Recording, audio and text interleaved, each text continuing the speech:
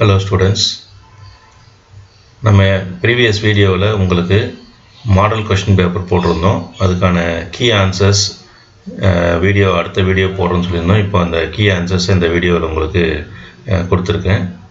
நீங்கள் என்ன செஞ்சுருப்பீங்க, ஏற்கனவே நான் உங்களை ஒரு டெஸ்ட் மாதிரி எழுதி பார்க்க சொன்னேன். அந்த டெஸ்ட் மாதிரி எழுதிருந்தீங்கன்னு சொன்னால் அந்த ஏற்கனவே எழுதின அந்த ஆன்சர் ஷீட்டையும் இந்த கீ ஆன்சர்ஸையும் வச்சு நீங்கள் எப்படி பண்ணியிருக்கீங்கன்ற உங்கள் பர்ஃபார்மன்ஸை பற்றி நீங்களே ஒரு நல்ல ஒரு முடிவுக்கு வரலாம். இது வந்து ரொம்ப ஹெல்ப்ஃபுல்லாக இருக்கும். செல்ஃப் வேல்யூவேஷன் தான் உங்களுக்கு ரொம்ப பெஸ்ட்டு. அப்போ தான் நம்ம என்ன மிஸ்டேக் பண்ணுறோன்றது நம்ம தெரிஞ்சிக்க முடியும்.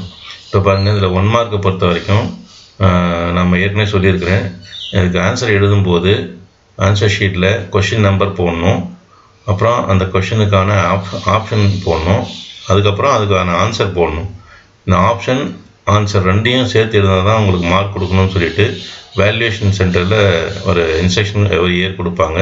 அதனால் ஆப்ஷன் மட்டும் எழுதினாலும் மார்க் கிடைக்காது, ஆன்சர் மட்டும் எழுதினாலும் மார்க் கிடைக்காது. ரெண்டையும் சேர்த்து எழுதணும். அதை மைண்டில் ஃபிக்ஸ் பண்ணிவிட்டு கரெக்டாக ஆன்சர் பண்ணுங்கள். இப்போ ஏற்கனவே நம்ம கொடுத்த அந்த கொஷின் பேப்பரை எடுத்து வச்சுக்கிட்டு அதில் இருக்கக்கூடிய அந்த கொஷின்ஸ் எல்லாம் நீங்கள் ஒர்க் அவுட் பண்ணி பாருங்கள். அந்த மாடலில் நமக்கு நிறைய கேட்கறதுக்கு வாய்ப்புகள் இருக்குது. இதுக்கு முன்னாடி நம்ம கொடுத்த 5 மார்க்கு 2 மார்க் கொஷினுடைய அந்த கலெக்ஷனையும் ஒரு டைம் நீங்கள் நல்லா தரவாக பாருங்கள்.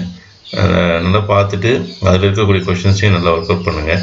அப்ஜெக்டிவ் டைப்பை பொறுத்த வரைக்கும் புக் அவுட் ஆஃப் புக் நிறைய கொஷின் வரும்னு நினைக்க வேண்டாம். ஒரு 4 கொஷின் வரலாம். அந்த 4 கொஷினுக்கு உங்களுக்கு மேக்ஸிமம் நம்ம புக்கில் இருக்கக்கூடிய கொஷின் பேட்டர்னில் தான் இருக்கும், அதே மாடலில் தான் கேட்பாங்க. அல்லது கான்செப்ட் பேஸ்டாக கொஞ்சம் உங்களுக்கு தெரிஞ்சு கொஞ்சம் யோசனை பண்ணி போடுற மாதிரி இருக்கும். ரொம்ப அதிகமாக உங்களுக்கு டிஸ்டர்ப் பண்ண மாட்டாங்க. இந்த கொஷினுக்கெல்லாம் ஆன்சர் நீங்கள் ஒர்க் அவுட் பண்ணும்போது இந்த அளவுக்கு 2 மார்க் கொஷின்லாம் ஒரு 2 இல்லை 3 லைனில் ஆன்சர் பண்ணுற மாதிரி பாருங்கள். ரொம்ப அதிகமாக எழுதுனா தான் மார்க் கொடுப்பாங்கன்னு நினைக்க வேண்டாம். 2 மார்க்கு அப்படின்னா கொஞ்சம் ஒரு அரை பக்கமாச்சும் எழுதணும் அப்படின்லாம் நினைக்க வேண்டாம். ஆன்சர் ஷார்ப்பாக இருக்கணும். தேவையான ஸ்டெப்ஸ் இம்பார்ட்டன்ட் ஸ்டெப்ஸ் இருக்கணும், அவ்வளோதான். அந்த இம்பார்ட்டன்ட் ஸ்டெப்ஸ் இப்போ நம்ம இங்கே மார்க்கிங் கொடுத்துருக்குறோம் சிலதெல்லாம். ஸோ இப்போ இந்த ப்ராடக்டை பொறுத்த வரைக்கும் இது நம்ம இம்பார்ட்டன்ட் நினைக்கிறோம், அதனால் மார்க்கிங்கில் கொடுத்துருக்குறோம்.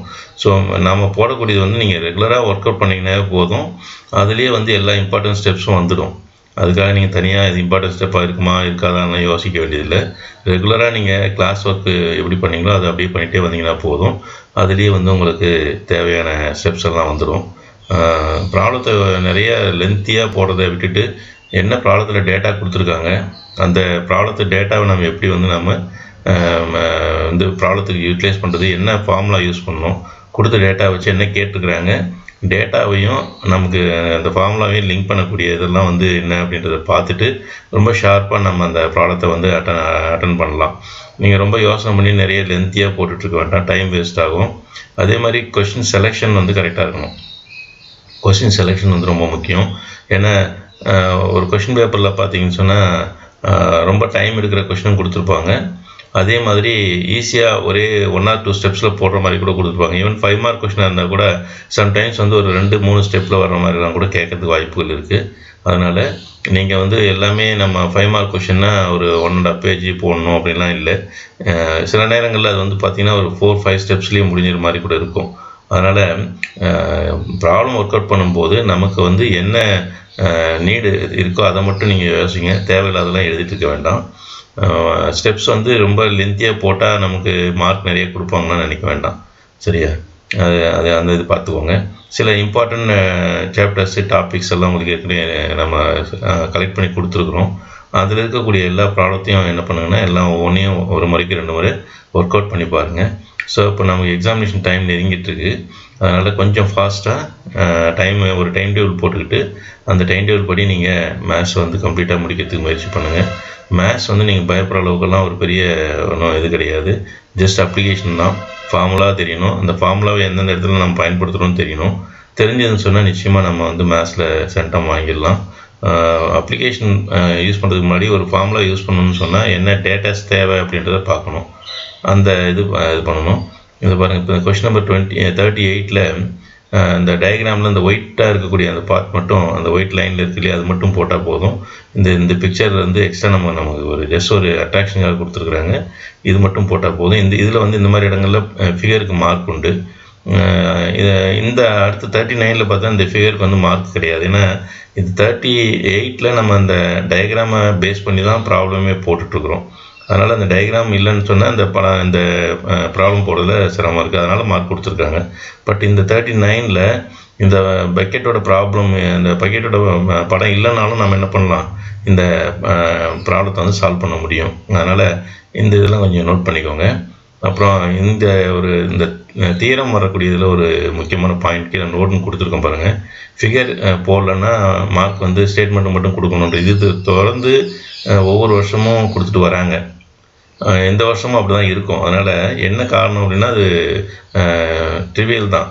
ஃபிகர் வந்து போட்டால் தான் அதை பேஸ் பண்ணி தான் நம்ம கன்ஸ்ட்ரக்ஷனும் ப்ரூஃபும் பண்ணுவோம். படமே போடலன்னு சொன்னால் அப்புறம் அந்த கன்ஸ்ட்ரக்ஷனுக்கும் ப்ரூஃபுக்கும் என்ன வேல்யூவும் கிடையாது, நம்ம ப்ரூவ் பண்ணவும் முடியாது. அதனால் இந்த ஒவ்வொரு தியரம் எந்த தியரம் கேட்டாலும் அதுக்கு வந்து நம்ம அந்த டயக்ராம் போடுறது ரொம்ப இம்பார்ட்டண்ட்டாக வச்சுக்கோங்க. அடுத்தது கொஷின் நம்பர் 40லையும் அதே போல் தான். ஒரு சிலிண்டரை வந்து ஹாலோ ஹெமிஸ்பியராக மாற்றும் போது வால்யூம் 2 ஈக்குவலாக இருக்கும் அப்படின்னு சொல்லி கொண்டு வரும். இந்த 41 கொஷின் வந்து கொஞ்சம் லென்த்தாக இருக்கும். இருந்தால் லென்த்தான கொஷின் கேட்கக்கூடாதுன்னு எதுவும் கிடையாது. பட் அந்த கொஷின் வந்து ரொம்ப சிம்பிள் கொஷின் தான். மற்ற ஒரு ஷார்ப்பாக சின்னதாக இருக்க கொஷினை விட அதிகமான நேரம் வந்து இது எடுக்காது. அதனால் இந்த மாதிரி கொஷின்ஸ் எல்லாம் கொஞ்சம் ஒர்க் அவுட் பண்ணி பார்த்துக்கோங்க. அடுத்தது இந்த கொஷினில் வந்து நமக்கு 41 லென்த்தியாக இருக்குன்றதுனால ஸ்டெப்ஸ் வந்து சில டைமில் குறைச்சி கூட கொடுப்பாங்க. பட் கடைசி வரைக்கும் போகிறதுக்கு பாருங்கள். 42 கொஷின் நம்பர் 42 வந்து கம்பல்சரி கொஷின். எப்படி 28 2 மார்க்கில் கம்பல்சரி, அந்த மாதிரி இது வந்து 42 கம்பல்சரி. ஸோ இதில் வந்து பார்த்தோம்னா புதுசாக கேட்கறதுக்கான வாய்ப்புகள் அதிகம். புதுசாக கேட்கும்போது இப்போ நம்ம கேட்டிருக்க மாதிரி டேட்டாஸை மட்டும் மாற்றி கோஎஃபிஷியன்ட் வேரியேஷன் கேட்டிருக்கேன். அந்த மாதிரி டேட்டாஸை மாற்றி அவங்க என்ன பண்ணலாம், எந்த ஒரு யூனிட்லேருந்தும் ஒரு கொஷினை ஃப்ரேம் பண்ணி கேட்கலாம். பட் அது பேஸ்ட் ஆன் அவர் புக் கொஷினாக தான் இருக்கும். அதனால் நம்ம ரொம்ப அதுக்காக ஒரி பண்ண வேண்டியதில்லை. அடுத்தது பார்த்திங்கன்னா பார்ட் 4ல் geometry and graph. First 43A வந்து ஜியாமெட்ரியில் 3 டைப் ஏற்கனவே சொன்னோம். அந்த 3 டைப்பில் வந்து நமக்கு கன்ஸ்ட்ரக்ஷனில் பொறுத்த வரைக்கும் 3 டைப்பு. சிமிலர் ட்ரையாங்கிள், அடுத்து வந்து construction of triangle, construction of tangents. இதுதான் வந்து ஏதாவது 2 கேட்பாங்க. இது 2ல் வந்து நம்ம ஒன்று ஆன்சர் பண்ணணும்.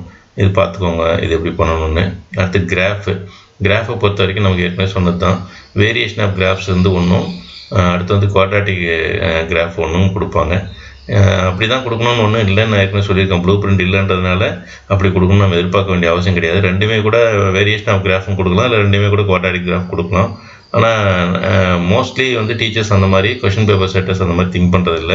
ஸ்டூடெண்ட்ஸோடைய ஃபேவராக வந்து ரெண்டு இருந்தும் ஒவ்வொரு கொஷின் தனித்தனி தான் கேட்குறாங்க. ஸோ அப்படி தான் நமக்கும் வரும்னு நம்ம நினைக்கலாம்.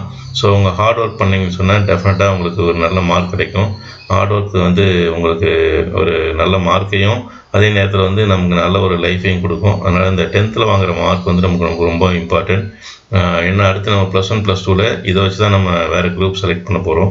அதனால் நீங்கள் இந்த பப்ளிக் எக்ஸாமில் நல்ல மார்க் எடுத்து நல்ல குரூப்பை நீங்கள் செலக்ட் பண்ணி நல்லா இருக்கணும்னு சொல்லி என்னுடைய விஷயத்தை சொல்லிவிட்டு நீங்கள் அடுத்து நம்ம +1ல் மறுபடியும் தொடர்ச்சி அந்த வீடியோ போட போகிறோம். அப்போ பார்ப்போம். தேங்க்யூ.